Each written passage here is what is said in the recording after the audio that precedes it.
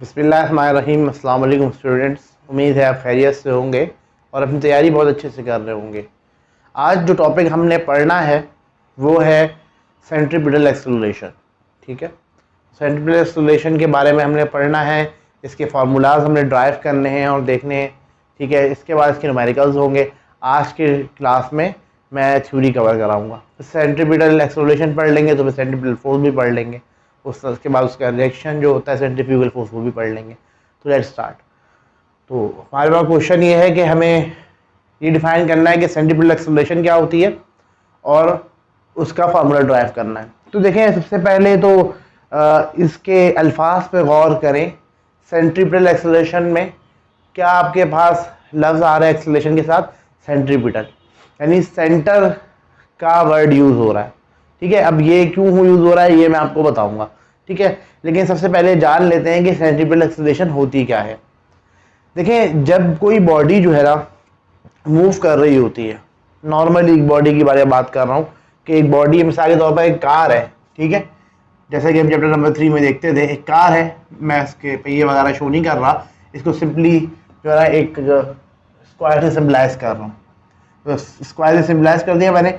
मैं कह रहा हूँ ये हमारे पास एक कार है जो कि मूव कर रही है। ठीक है, अब जब ये कार मूव कर रही है तो जाहिर सी बात है किसी ना किसी वेलोसिटी से मूव कर रही होगी। अगर इसमें चेंज ऑफ वेलोसिटी प्रोड्यूस होगा तो उस केस में that will lead towards acceleration. जो कि हम देख रहे होते थे कि अगर हमारे पास एक बॉडी यूनिफॉर्म वेलोसिटी से मूव कर रही है तो उस केस में हमारे पास एक्सेलरेशन नहीं होती थी, क्योंकि चेंज ऑफ वेलोसिटी नहीं होता था। लेकिन अगर एक बॉडी मूव कर रही है और उसकी वेलोसिटी चेंज हो रही है तो चेंज ऑफ वेलोसिटी की वजह से मैग्नीट्यूड में जो चेंज आ रहा है वेलोसिटी के, उसकी वजह से एक एक्सेलरेशन प्रोड्यूस होती थी, जो कि क्या कहलाती थी?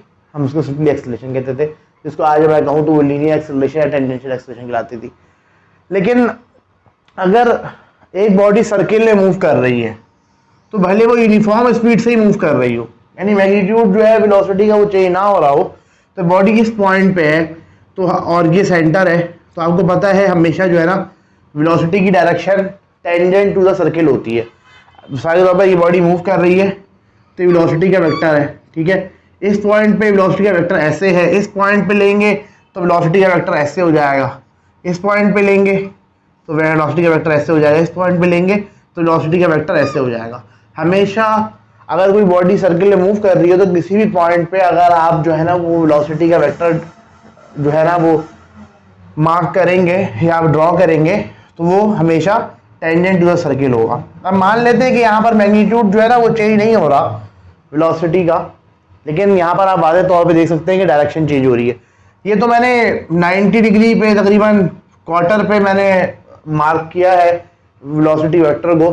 ये तो हर पॉइंट पे ही देखें, इस पॉइंट पे देखेंगे यहाँ पर भी कुछ और वेक्टर आ जाएगा, इस तरीके से वेक्टर आ जाएगा।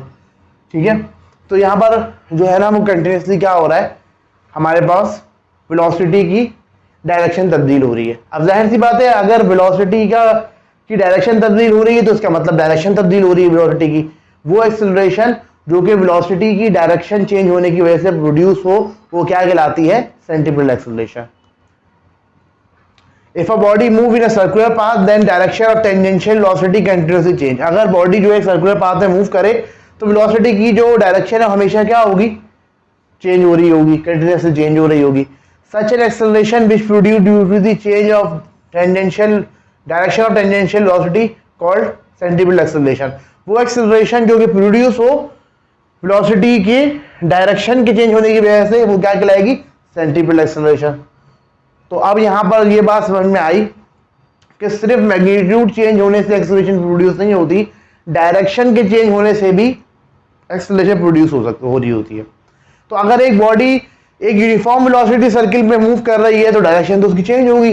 जब डायरेक्शन चेंज होगी तो आपके पास सेंट्रीपिटल एक्सेलरेशन अराइज होगी। अब एक सवाल और है, अगर उसका मैग्नीट्यूड भी चेंज हो तो जाहिर सी बात है अगर मैग्नीट्यूड चेंज होगा तो उसके नतीजे में भी आपके पास जो है वो क्या अराइज होगी? एक्सेलरेशन अराइज होगी, जिसको लीनियर या टेंजेंशियल एक्सेलरेशन कहते हैं। ठीक है, उसका टेंजेंशियल एक्सेलरेशन कह रहे होते हैं।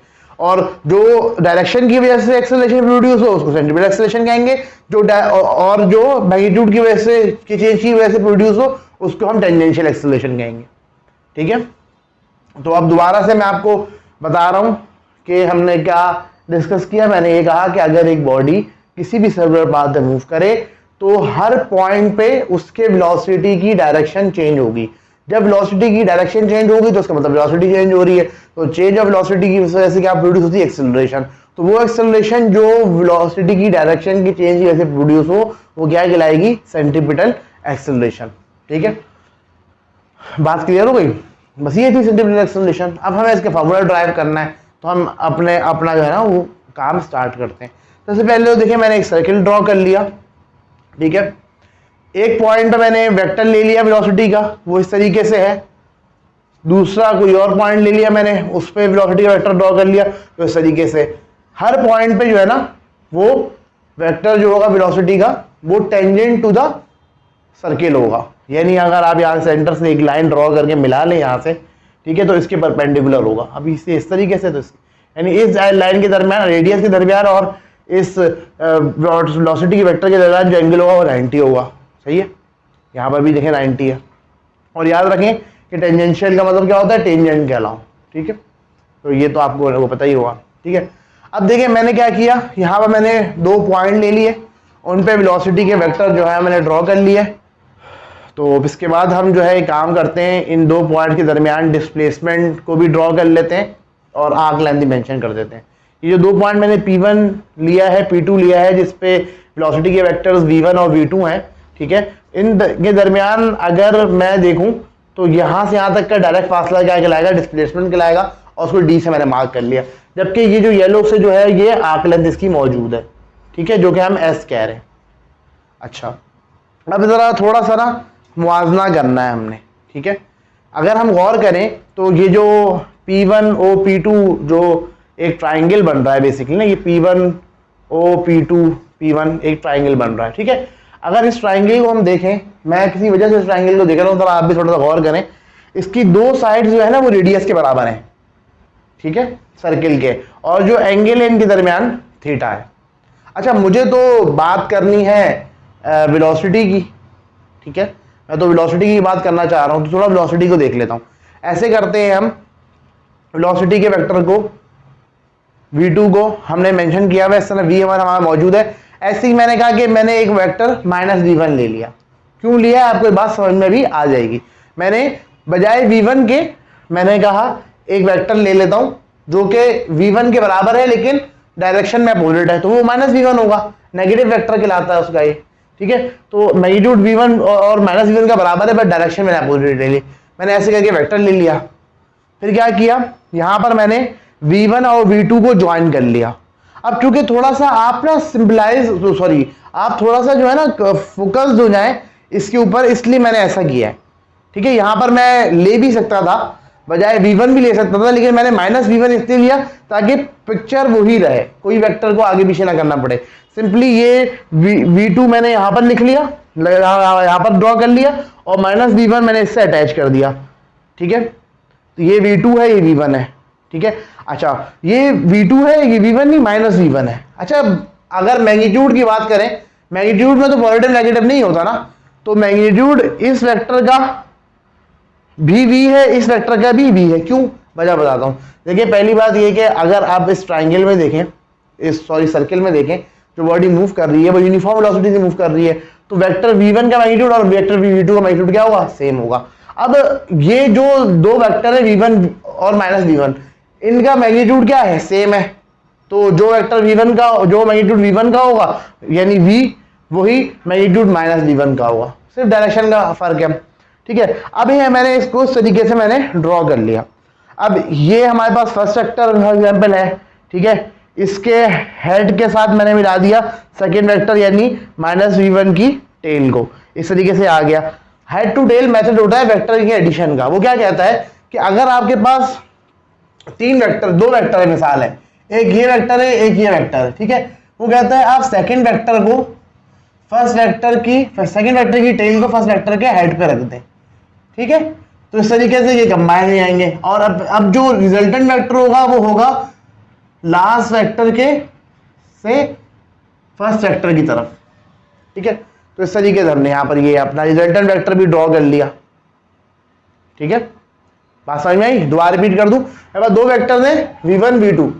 अब हेड टू टेल मेथड जो है वेक्टर एडिशन का, वो कहता है कि आप सेकंड वेक्टर की टेल को फर्स्ट वेक्टर के हेड से मिला दें इस तरह कि उसके मैग्नीट्यूड और डायरेक्शन में कोई चेंज ना हो। मैंने मिला दिया। अब जो रिजल्टेंट जो बनता है वो हेड टू टेल मेथड ये कहता है कि रिजल्टेंट इस तरह बनेगा कि आपके पास जो लास्ट वेक्टर है उसके हेड से लेकर आप फर्स्ट वेक्टर की जो टेल है उसको ज्वाइन कर देंगे और डायरेक्शन इस तरीके से होगी कि लास्ट वेक्टर से फर्स्ट वेक्टर की तरफ डायरेक्शन डायरेक्टेड होगी। तो इस तरीके से मैंने जो है ना ये वेक्टर जो है ना वो ऐड कर लिए।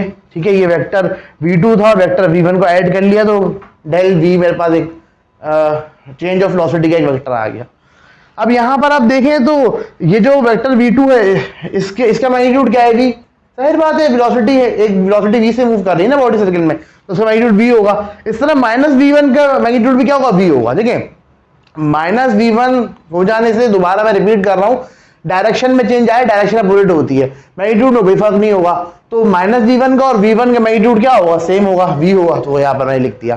देखिए अगर मैं यहाँ पर माइनस v1 ना लेता, ठीक है, माइनस v1 ना लेता तो v1 लेता, फिर v1 ने v2 ऐड करता, थोड़ा सा आप हो जाते कंफ्यूज। आपको थोड़ी सी कंफ्यूजन से बचाने के लिए इसलिए ऐसा किया मैंने। कोई फर्क नहीं पड़ता, आप चाहें तो v1 ले लें। अच्छा, अब यहाँ पर मैं खास आपको बात ये बताऊं कि देखिए ये जो हमारे पास रेडियस के लिए मैंने जो लाइन मार्क की है वो इस पॉइंट से इस पॉइंट तक, जब P1 से P12 तक शिफ्ट हो रही है बॉडी, तो ये थीटा मूव कर रहा है। इस तरीके से v1 और v2 भी कितना मूव करेंगे? थीटा मूव करेंगे। तो लिहाजा v1 और v2 में जो एंगल होगा वो कितना होगा? थीटा के बराबर होगा। ठीक है, बात समझ में आ गई? कोई खास बात नहीं की मैंने कहा है देखें, जब ये बॉडी जो है ना पॉइंट P1 से P2 शिफ्ट करेगी तो इनमें जो डिफरेंस आएगा, मूवमेंट जो आएगी वो आएगी थीटा की। इस तरीके से ये देखिए v1 भी v2 की तरफ शिफ्ट हो रहा है ना, तो यहाँ पर भी शिफ्टिंग कितनी आएगी? थीटा की, उसकी आएगी थीटा की शिफ्टिंग, मूवमेंट आएगी, शिफ्टिंग आएगी। तो लिहाजा v1 और v2 में भी एंगल क्या होगा? थीटा ही होगा। अब जरा देख लेते हैं। मैंने ABC पॉइंट से मार्क कर दिया इस ट्राइंगल को। Consider body move in a circular body of radius r with uniform speed v। देखिए हम कह रहे हैं कि कंसीडर करें एक बॉडी है जो सर्कुलर पाथ में मूव कर रही है, जिसका रेडियस r है, ठीक है, और यूनिफॉर्म स्पीड से मूव कर रही बॉडी जो कि v है। v1 v2 be the tangential velocity at point P1 and P2 respectively as shown in figure. अब हमारे पास v1 v2 वेलोसिटी के वेलोसिटीज है, टेंजेंशियल वेलोसिटीज है पॉइंट P1 और P2 पे, ठीक है, जैसा कि फिगर में दिखाया गया है। अब हम लोग अगर यहाँ पर थोड़ा सा देखें तो यहाँ पर दो ट्राइंगल्स बन रहे हैं, एक P1 और P2 एक ट्राइंगल बन रहा है। इस तरीके से एक ट्राइंगल मैंने ABC बना लिया है। अच्छा, इन दो ट्राइंगल्स को हम देखेंगे तो हमारे सामने ये बात आएगी कि यहाँ पर भी एंगल थीटा है, यहाँ पर मैंने लिखा हुआ नहीं, आप लिख लीजिएगा, यहाँ पर भी एंगल थीटा है। ठीक है, यहाँ भी थीटा एंगल है, यहाँ भी थीटा एंगल है, यानी ये जो एंगल है इन दो वेक्टर्स के दरमियान और इन दो के दरमियान, इन दो वेक्टर्स जो कि ट्राइंगल की साइड बना रहे हैं, इन दो ट्राइंगल की साइड में जो एंगल है वो थीटा है। इसी तरह इस ट्राइंगल के जो दो साइड्स हैं ये, इनमें भी एंगल क्या है? थीटा है, सेम है।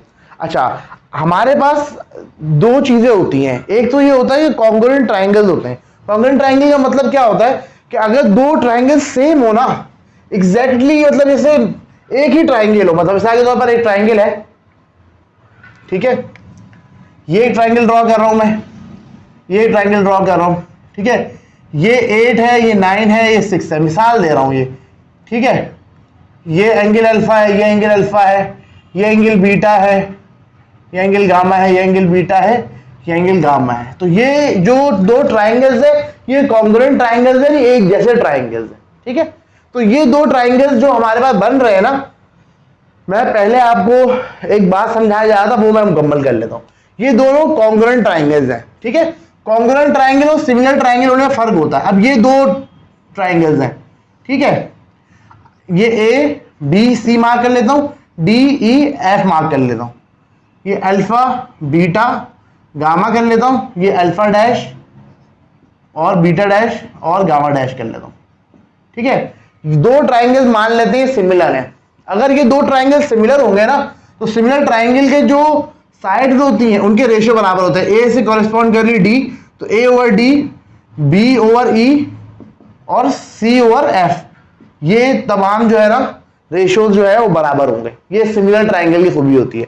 इस तरीके से एंगल की बात करेंगे तो अल्फा ओवर अल्फा डैश का ratio, beta over beta dash का रेशियो और गामा ओवर गामा डैश का रेशियो क्या होगा? आपस में बराबर होगा। ठीक है, तो सिमिलर ट्राइंगल की खूबी ये होती है कि उनकी तीनों साइड्स का अगर रेशियो लिया जाए कॉरस्पॉन्डिंग साइड से तो वो सेम आता है। तीनों एंगल्स का अगर रेशियो लिया जाए अपनी कॉरस्पॉन्डिंग एंगल से तो क्या आता है, हमेशा सेम रेशियो आता है। ये सिमिलर ट्राइंगल की खूबी होती है।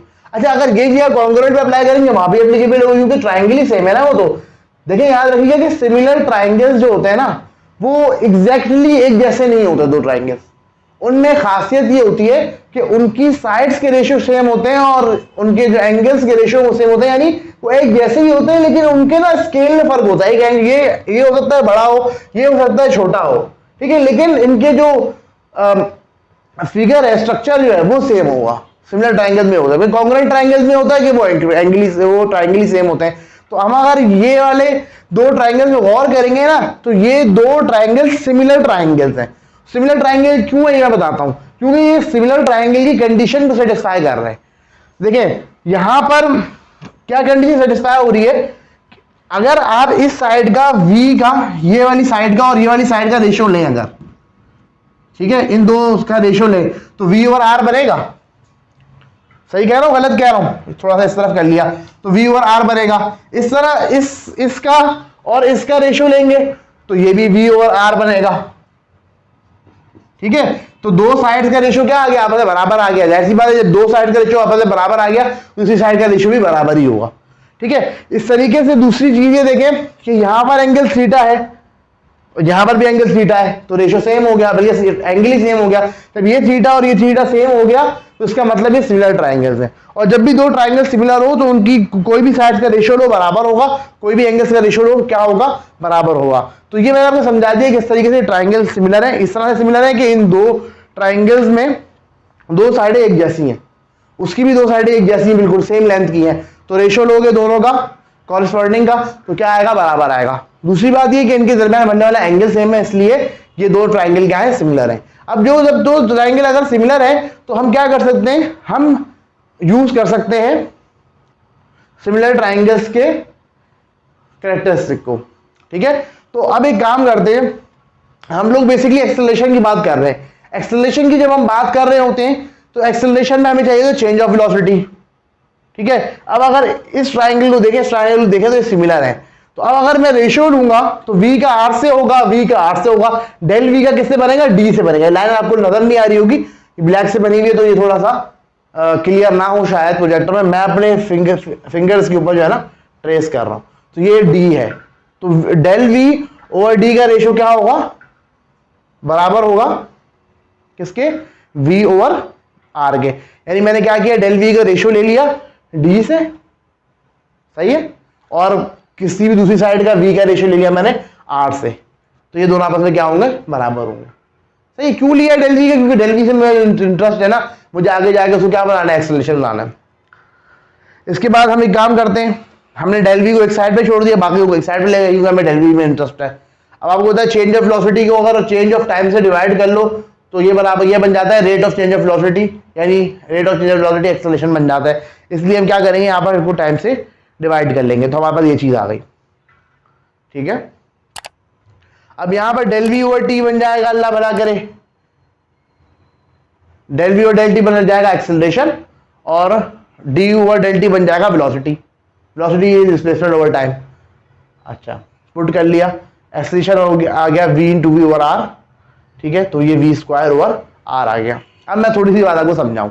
देखिए अभी हमने जब कंसीडर किया था ट्राइंगल, शुरू किया था हमने अपनी डेरिवेशन को, तो हमने एक बात कही थी, हमने कहा था कि बॉडी मूव करी यूनिफॉर्म वेलोसिटी से। जब बॉडी यूनिफॉर्म वेलोसिटी मूव कर रही हो तो मैग्नीट्यूड चेंज नहीं होगा। जब मैग्नीट्यूड चेंज नहीं होगा तो उसकी वजह से कोई एक्सेलरेशन ही प्रोड्यूस नहीं होगी।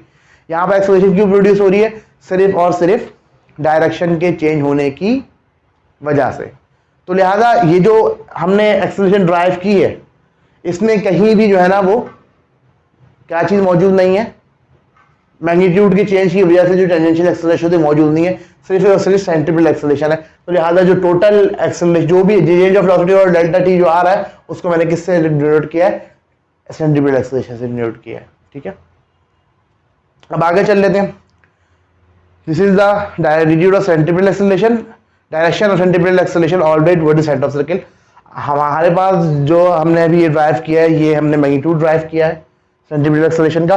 डायरेक्शन सेंट्रीपिटल एक्सेलरेशन की हमेशा सेंटर की तरफ होती है, यानी सेंटर की तरफ डायरेक्टेड होती है। मिसाल के तौर पर ये बॉडी अगर कोई मूव कर रही है, तो मैं पीछे दिखाया देता हूँ आपको, ये है कोई बॉडी अगर इस पॉइंट पे है तो डायरेक्शन हमेशा सेंटर की तरफ होगी। ठीक है, मैं मार्क करके दिखाता हूँ आपको। मिसाल के तौर पर एक बॉडी यहाँ पर मौजूद है ना, ठीक है, तो यहाँ पर ये इसकी सेंट्रीपिटल एक्सेलरेशन होगी, सेंटर की तरफ डायरेक्टेड होगी। ठीक है, इसलिए इसको सेंट्रीपिटल एक्सेलरेशन इसी वजह से कहते हैं। इस तरीके से यहाँ पर हर पॉइंट पे जो है ना एक्सेलरेशन, जो सेंट्रीपिटल एक्सेलरेशन होगी वो हमेशा सेंटर की तरफ डायरेक्टेड होगी, जबकि जो हमारे पास टेंजेंशियल एक्सेलरेशन होगी वो अराउंड द टेंजेंट होगी। तो इसलिए सेंट्रीपिटल एक्सेलरेशन और टेंजेंशियल एक्सेलरेशन हमेशा 90 के एंगल पे होती है। ठीक है, तो क्यों कहते हैं इसको क्या नाम है अपना, इसको क्यों कहते हैं सेंट्रीपिटल एक्सेलरेशन? इसलिए कहते हैं कि सेंटर की तरफ डायरेक्टेड होती है। अच्छा, अब हम आगे चल लेते हैं centripetal acceleration and angular velocity. अब ये एंगुलर वेलोसिटी का रिलेशन बनाना चाह रहे हैं, तो v होता है आर ओमेगा, लास्ट क्लास में हमने पढ़ा था, तो v को आर ओमेगा रख लें तो centripetal acceleration in terms of angular velocity आ जाएगी। इसको ये आर स्क्वायर ओमेगा स्क्वायर होगा, डिवाइड बाय आर हो रहा है, तो आर स्क्वायर से आर के स्क्वायर से जो है आर कैंसिल हो जाएगा और बच जाएगा आर ओमेगा स्क्वायर। तो this is the centripetal acceleration in terms of angular velocity. अच्छा, जब तक मैट्रिक में थे तो यही फार्मूला चलता था, अब ये फार्मूला भी यूज होगा। अगर आपको एंगुलर वेलोसिटी गिवन हो, सेंट्रीपिटल एक्सेलरेशन निकालनी हो तो ऐसे निकालेंगे। इसके बाद एक और फार्मूला है, वो है टाइम पीरियड से रिलेटेड। ठीक है, वो हमें निकालना है कि सेंट्रीपिटल एक्सेलरेशन का टाइम पीरियड से क्या रिलेशन होगा। ठीक है, अगर आपके पास बजाय ये कि एंगुलर वेलोसिटी गिवन हो, हमें टाइम पीरियड गिवन हो। टाइम पीरियड क्या होता है? एक कंप्लीट रेवोल्यूशन, अगर एक सर्किल में, अगर एक बॉडी एक सर्किल में मूव कर रही है तो एक कंप्लीट चक्कर का जो टाइम होगा वो टाइम पीरियड होगा। ठीक है, तो हम स्टार्ट करते हैं यहाँ से, ओमेगा होता है डेल्टा थीटा और डेल्टा टी। अगर देखें, अगर एक बॉडी है वो एक कंप्लीट राउंड ट्रिप लेती है, यानी एक जिस पॉइंट से स्टार्ट करती है सर्किल में उसी पॉइंट पे आके रुकती है, या मतलब रुकती नहीं, चल रही होती है, एक पॉइंट से लेकर दूसरे पॉइंट, उस एक पॉइंट तक का जो चक्कर रिपीट हो रहा है उसका टाइम क्या होगा? टाइम पीरियड होगा। यानी मिसाल के तौर पर एक पॉइंट है, वहां से बॉडी स्टार्ट होती है, दोबारा जब तक उस पॉइंट तक आएगी तो उस दौरान जो टाइम गुजरेगा वो क्या कहलाएगा? टाइम पीरियड होगा। ठीक है, तो एक चक्कर का टाइम कितना होता है? टाइम पीरियड होता है। ठीक है, और एक चक्कर का जो एंगुलर डिस्प्लेसमेंट होती है वो कितनी होती है? 2 पाई होती है। यानी अगर आप एक कंप्लीट चक्कर घूम रहे हैं एक सर्किल के अंदर, यानी एक पॉइंट ले लिया आपने, मैं थोड़ा सा दिखा दूं आपको ताकि शायद अगर मेरी बात समझ में नहीं आए, क्लियर हो जाए कि मेरे पास एक सर्किल है। ठीक है, इस पॉइंट से हम स्टार्ट किया, हमने मूव किया यहाँ तक इस पॉइंट पे आके पहुंच गए, तो इस पॉइंट तक दोबारा आने के लिए जो टाइम होगा वो क्या कहलाएगा? टाइम पीरियड कहलाएगा। ठीक है, और कितनी एंगुलर डिस्प्लेसमेंट होगी इस पॉइंट तक आने में? जब हम एक सर्किल में, जब हम लोग जो है वो एक कंप्लीट रेवोल्यूशन लेते हैं, जब हम लोग एक कंप्लीट रेवोल्यूशन लेते हैं, तो मैं दोबारा से ड्रॉ कर लेता हूँ उस ट्राइंगल को ना। देखिए, ये एक ट्राइंगल है, इस पॉइंट से मैं स्टार्ट करता हूँ, दोबारा घूम के इस पॉइंट पे आता हूँ, तो जो टाइम मुझे लगेगा यहाँ तक आने में वो कहलाएगा टाइम पीरियड, क्योंकि एक चक्कर का जो टाइम होता है वो क्या कहलाता है? टाइम पीरियड कहलाता है। अच्छा, अगर हम डिस्प्लेसमेंट को देखें, एंगुलर डिस्प्लेसमेंट को, तो एक चक्कर कंप्लीट करने में जो एंगल, देखिए जो एंगल यहाँ पर लैप्स होगा ना पूरा, वो कितना होगा? 360 डिग्री या 2 पाई के बराबर होता है। तो लिहाजा हम एंगल क्या ले रहे होंगे? 2 पाई ले रहे होंगे। ठीक है, तो यानी सिंपल सी बात ये, अगर टाइम पीरियड के बराबर हो जाए तो डेल्टा थीटा किसके बराबर हो जाता है? 2 पाई के बराबर हो जाता है। इसको पुट कर लें तो ओमेगा आ गया 2 pi over T. Omega square कर लें, ओमेगा का स्क्वायर कर लें, 2 पाई ओवर टी का स्क्वायर हो जाएगा, तो ओमेगा स्क्वायर होता है 4 pi square over T square. अभी हमने रिलेशन ड्राइव किया था सेंट्रीपिटल एक्सेलरेशन का कि आर ओमेगा स्क्वायर के बराबर होती है सेंट्रीपिटल एक्सेलरेशन, ओमेगा स्क्वायर को पुट कर लिया तो ये फॉर्मूला हमारे पास आ गया सेंट्रीपिटल एक्सेलरेशन का। ठीक है, जो कि हम इस फॉर्मूले में जो कि हम इस फॉर्मूले को यूज कर रहे होंगे जहाँ भी हमें रिक्वायर्ड होगा। ठीक है, तो ये हो गई आसान सी बात। अब हमारे पास आती है define tangential acceleration and resultant acceleration, कि भाई टेंजेंशियल एक्सेलरेशन क्या होती है और रिजल्टेंट एक्सेलरेशन क्या होती है। If a body move in a circular path with non-uniform speed, then magnitude of tangential velocity does not remain same. Such an acceleration is produced due to change of magnitude of tangential velocity called tangential acceleration. हमारे पास अगर एक body circle में move कर रही है, ठीक है, तो अगर बॉडी सर्किल में मूव कर रही है तो एक बात तो समझ में आ गई कि डायरेक्शन चेंज होगी, डायरेक्शन के चेंज होने की वजह से जो एक्सेलरेशन राइज होगी वो क्या कहलाएगी, सेंट्रीपिटल एक्सेलरेशन। अब यहाँ पर कह रहे हैं अगर एक बॉडी जो है वो सर्किल में मूव करे नॉन यूनिफॉर्म वेलोसिटी, यानी वेलोसिटी का मैग्नीट्यूड सेम नहीं है, तो मैग्नीट्यूड सेम ना होने की वजह से वेलोसिटी के चेंज ऑफ वेलोसिटी आएगा मैग्नीट्यूड में, उसकी वजह से चेंज ऑफ वेलोसिटी जो आएगा मैग्नीट्यूड की वजह से, मैग्नीट्यूड में चेंज की वजह से, उसकी वजह से जो एक्सेलरेशन होगी वो क्या कहलाएगी, टेंजेंशियल एक्सेलरेशन होगी। अच्छा, टेंजेंशियल एक्सेलरेशन जो है ना हमेशा टेंजेंट पे होती है सर्किल के, ठीक है, और सेंट्रीपिटल एक्सेलरेशन हमेशा कहाँ होती है, सेंटर की तरफ होती है। तो ये पॉइंट है जहां पर मैंने एक्सेलरेशंस को मार्क किया, क्योंकि वेक्टर को ड्रॉ किया हुआ है। टेंजेंशियल एक्सेलरेशन जो है ना वो टेंजेंट पे सर्किल से, और सेंट्रीपिटल एक्सेलरेशन जो है ना वो सेंटर की तरफ डायरेक्टेड है, इस तरीके से मौजूद है। अब हम बात करते हैं अपने रिजल्टेंट वेक्टर की, कि रिजल्टेंट वेक्टर किस तरीके से होगा एक्सेलरेशन का। तो देखिए मैं आपको ये हेड टू टेल रूल से ही बना के दिखाता हूं। देखें मेरे अजीज स्टूडेंट्स, ये आप देखें कि ये हमने बना लिया, मार्कर दूसरा ले रहा हूं, ये हमने बना लिया टेंजेंशियल एक्सेलरेशन का वेक्टर, ठीक है। अब मुझे सेंट्रीपिटल एक्सेलरेशन का वेक्टर कुछ इस तरीके से है, ठीक है। तो बजाय इसको यहां ड्रॉ करने के मैं हेड टू टेल रूल को इस्तेमाल करता हूं। हेड टू टेल रूल ये कहता है कि अगर आप वेक्टर्स ऐड कर रहे हैं, ठीक है, तो आप सेकेंड वेक्टर की टेल को फर्स्ट वेक्टर की हेड पे रखेंगे इस तरीके से कि मैग्नीट्यूड में कोई चेंज ना हो, ठीक है। तो मैं यहां से हटा रहा हूं, मैंने उसको ऊपर ड्रॉ कर लिया। फिर क्या करेंगे, आपको रिजल्टेंट वेक्टर चाहिए, रिजल्टेंट वेक्टर किस तरीके से आएगा, इस तरीके से,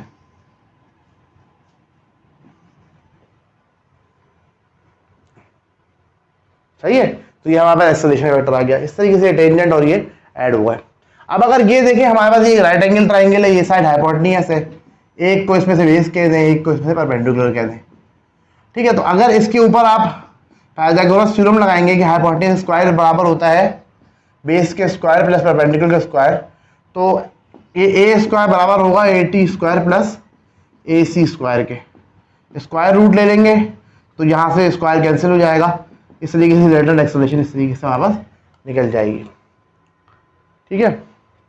अब हम ये कह रहे हैं कि एक्सेलरेशन की बात करें, अगर एक बॉडी है वो नॉन यूनिफॉर्म स्पीड से मूव कर रही है, ठीक है, सर्किल में, तो उसमें टेंजेंशियल एक्सेलरेशन भी होगी और सेंट्रीपिटल एक्सेलरेशन भी होगी, ठीक है। टेंजेंशियल एक्सेलरेशन सेंट्रीपिटल एक्सेलरेशन में एक दूसरे क्या होंगी, परपेंडिकुलर होंगी, सही है। देखें परपेंडिकुलर, यहाँ देख लें, वहां देख लें, ठीक है। अब यहाँ पर दोनों एक्सेलरेशन मौजूद होंगी और टेंजेंशियल होंगी, और क्या होंगी, एक दूसरे से परपेंडिकुलर होंगी, ठीक है। तो हमारे पास अगर रिलेटेड एक्सेलरेशन निकालनी है तो पाइथागोरस थ्योरम से हम निकालते हैं, जो कि बराबर होती है A equal to root A C square plus A T square, जो कि मैं आपको यहाँ निकाल के दिखा दी। तो अब सिंपल बात यह है कि अगर एक बॉडी सर्किल में मूव कर रही है नॉन यूनिफॉर्म स्पीड से, तो उसके अंदर टेंजेंशियल एक्सेलरेशन भी होगी। नहीं मूव कर रही नॉन यूनिफॉर्म स्पीड से, यूनिफॉर्म स्पीड से मूव कर रही तो रिवर्सली सेंट्रीपिटल एक्सेलरेशन होगी। अगर दोनों एक्सेलरेशन मौजूद है तो वो दोनों कैसे होंगी, मैंने आपको दिखा दिया, एक दूसरे से परपेंडिकुलर होंगी, एक टेंजेंट की तरफ की अलॉन्ग डायरेक्टेड होगी और एक जो है ना सेंटर की तरफ डायरेक्टेड होगी, ठीक है। और अगर हम लोग उनको ऐड कर लें तो वहाँ पे रिजल्टेंट एक्सेलरेशन आ जाएगी, एक टोटल एक्सेलरेशन आ जाएगी, ठीक है। दो वेक्टर्स को ऐड कर देंगे, दो वेक्टर एक साथ मौजूद है तो उनको ऐड कर देंगे, रिजल्टेंट एक्सेलरेशन आ गई, जो कि जिसका मैग्नीट्यूड बराबर होता है root A T square plus A C square के। क्लियर हो गया। तो एक्सेलरेशन पे एक अच्छा खासा टॉपिक हो गया। अब इसके बाद हम एक काम करते हैं, सेंट्रीपिटल फोर्स को भी देख लेते हैं। देखिए सेंट्रीपिटल फोर्स क्या होती है। अगर एक बॉडी एक सर्किल में मूव कर रही है, एक सर्कुलर शेप पाथ में मूव कर रही है, तो वो फोर्स जो कि उस बॉडी को उस पाथ में रखे वो क्या कहलाती है, सेंट्रीपिटल फोर्स कहलाती है। Such a force which keeps a body in a circular path is called centripetal force. अगर एक बॉडी एक सर्कुलर पाथ में मूव कर रही है तो वो फोर्स जो उसको एक सर्कुलर पाथ में रखती है वो क्या कहलाती है, सेंट्रीपिटल फोर्स कहलाती है। यानी सेंट्रीपिटल फोर्स वो फोर्स होती है जिसकी वजह से एक बॉडी सर्किल में मूव कर रही होती है, और कहीं पर ये फोर्स खत्म हो जाए तो जाहिर सी बात है बॉडी किस में रहेगी, सर्किल में नहीं रहेगी, ठीक है। अगर एक बॉडी इसका मास m है, रेडियस r है, उस पाथ के इसमें मूव कर रही है सर्कुलर पाथ का, और यूनिफॉर्म स्पीड v है, ठीक है। तो centripetal force Newton second law of motion के जरिए निकालेंगे तो F हो जाएगा m के बराबर। अगर एक्सेलरेशन सेंट्रीपिटल एक्सेलरेशन है तो फोर्स क्या हो जाएगी, सेंट्रीपिटल फोर्स हो जाएगी, ठीक है। तो सेंट्रीपिटल एक्सेलरेशन मैंने वी स्क्वायर ओवर आर रख ली, तो इस तरीके से centripetal force M V square over R होती है। ये हमारे पास जो है वो मैग्नीट्यूड हो गया सेंट्रीपिटल फोर्स का। डायरेक्शन जो है वो सेंट्रीपिटल फोर्स की हमेशा वो सेंटर के तरफ होगी, सर्किल के सेंटर की तरफ डायरेक्शन होगी सेंट्रीपिटल फोर्स की, यानी सेंट्रीपिटल एक्सेलरेशन के अलॉन्ग भी होगी। सेंट्रीपिटल एक्सेलरेशन की डायरेक्शन भी सेंटर की तरफ होती है ना, सेंट्रीपिटल फोर्स की भी सेंटर की तरफ डायरेक्शन होगी, यानी दोनों एक दूसरे के अलॉन्ग होंगे। ठीक है, अच्छा अब आपको पता है कि अगर हमारे पास एक फोर्स जो मौजूद होती है तो लाजमी तौर पे कोई रिएक्शन होता है तो मौजूद होती है ना, रिएक्शन के बगैर कोई फोर्स मौजूद ही नहीं होती। यानी कोई ऐसी फोर्स होती है जिसकी वजह से वो सर्किल में, अगर उसको सर्किल में रखना है तो कोई ऐसी बॉडी, कोई ऐसी फोर्स होगी ना जो कि एग्जिस्ट कर रही होगी उसको सर्किल में रखने के लिए। ठीक है, तो एक ऐसी फोर्स जो कि रिएक्शन होती है सेंट्रीपिटल फोर्स की, वो क्या कहलाती है? Centrifugal force. Centrifugal force basically होती क्या है, उसको देख लेते हैं, क्लियर अल्फाज में पढ़ लेते हैं क्या है। Centrifugal force basically it is the reaction of centripetal force, therefore magnitude of centrifugal force is equals to magnitude of centrifugal force, but direction of centrifugal force always away from the center of circle। हमारे पास जो centrifugal force होती है वो centripetal force का reaction होती है। ठीक है भाई, अगर एक बॉडी को सर्किल में रखने की फोर्स चाहिए तो कोई फोर्स होगी ना मौजूद अपोजिट, जिसकी वजह से हमें वो फोर्स लगानी पड़ रही है, तो वो फोर्स जो कि उसको सेंटर से उसको बाद में नहीं रखना देना चाहती, वो क्या कहलाती है? सेंट्रीफ्यूगल फोर्स होती है। और ये रिएक्शन होता है सेंट्रीपिटल फोर्स का बेसिकली। ठीक है, मैग्नीट्यूड जो सेंट्रीफ्यूगल फोर्स का होता है वो सेंट्रीपिटल फोर्स के ही बराबर होता है, क्योंकि ये आपने पढ़ा है Newton third law of motion के एक्शन और रिएक्शन का सेम मैग्नीट्यूड होता है बट डायरेक्शन अपोजिट होती है। ठीक है, तो ये कि सेंट्रीपिटल फोर्स और सेंट्रीफ्यूगल फोर्स दोनों आपस में बराबर होंगी, डायरेक्शन अपोजिट होगी। बस सेंट्रीफ्यूगल फोर्स की डायरेक्शन सेंट्रीपिटल फोर्स के अपोजिट होगी, इसलिए माइनस का साइन लगाया। M V square over R वही फार्मूला यूज होगा। ठीक है, तो सही यहाँ पर सेंट्रीफ्यूगल फोर्स आ गई। ठीक है, तो अब हम लोगों के पास नेक्स्ट क्लास में न्यूमेरिकल्स हैं। ठीक है, उन न्यूमेरिकल्स को हमने करना है और ये हमारा चैप्टर एंड हो जाएगा। तो आज का जो ये हमारा टॉपिक था ये थोड़ा सा ड्राई था, थोड़ा सा इसको समझ लें, कोई मेहनत करें इसके ऊपर, थोड़ा बहुत इसको समझने की कोशिश करें। जहाँ पर कोई चीज़ समझ में नहीं आ रही तो वीडियो को रिमाइंड करके देखें। इसके साथ आप मुझे इजाज़त दें, साथ ही ये ना भूलें कि आपने ये चैनल जो है ना आगे लोगों को रिकमेंड करना है ताकि वो लोगों तक पहुँच सके जो कि पढ़ना चाहते हैं, जो फीस अफोर्ड नहीं कर सकते या एक्स कोई मसला उनके साथ, जो कि अच्छे टीचर्स उनके अप्रोच में नहीं है। ठीक है, तो यहाँ पर मुझे इजाज़त दें, बहुत शुक्रिया, अल्लाह हाफ़िज़।